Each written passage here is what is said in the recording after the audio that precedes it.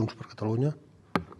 Gràcies, president. Diputades, diputats, el grup socialista presenta, en aquest cas en format de PR, un text calcat de la moció que ja vam debatre fa unes setmanes al ple en relació a la transició energètica i que instava el govern a resoldre els pressupostos de carboni en un termini màxim de 6 mesos i que fossin vàlids pels quinquennis del 2022 al 2026 i del 2027 al 2031. Des del nostre grup ens consta que el departament, si bé és veritat que anem tard, però el departament ja està treballant i és a sobre amb el comitè d'experts que s'ha comentat.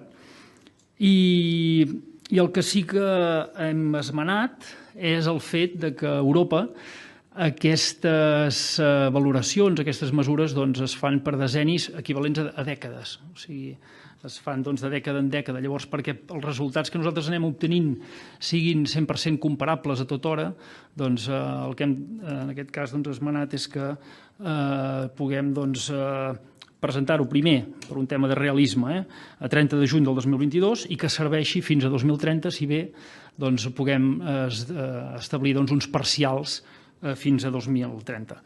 Dit això, des del meu grup parlamentari, des de Junts per Catalunya, volem fer èmfasi en que no cal esperar fins al 30 de juny del 2022 per començar a fer la feina.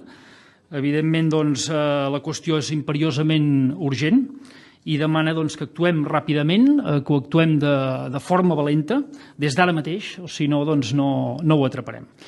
Avui mateix, com bé s'ha dit, la Comissió Europea està tractant l'objectiu d'haver reduït en un 55% l'emissió de gasos d'efecte hivernacle l'any 2030.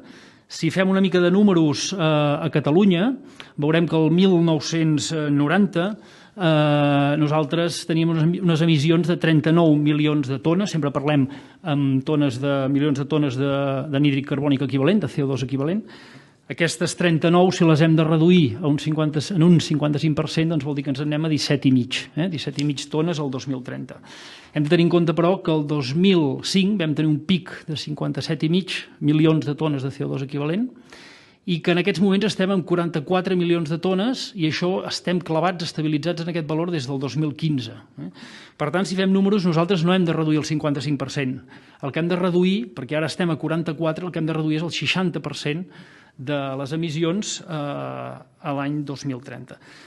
Si analitzem per sectors, veiem que qui són, diguem-ne, els culpables, els principals culpables d'aquestes emissions, el transport representa el 30%, la indústria, per cert, el transport el 30%, perdó, sí, la indústria un altre 30%, l'energia un 15%, el sector agrari un 11% i la resta tota sumada un 14%. El sector agrari un 11%, aquí vull fer èmfasi en que quan parlem que les ventositats de les vaques contaminen més que no pas els avions, amb dades, amb ciències, demostra que no és així i que aquests populismes afecten moltíssim i hem d'anar en compte a un sector que ja està de per si molt tocat endèmicament. Per tant, què hem d'atacar? Doncs hem d'atacar la mobilitat elèctrica. Per cert, els comuns, la senyora Colau, se li poden recordar que encara no tenim el carregador elèctric al pàrquing del Parlament.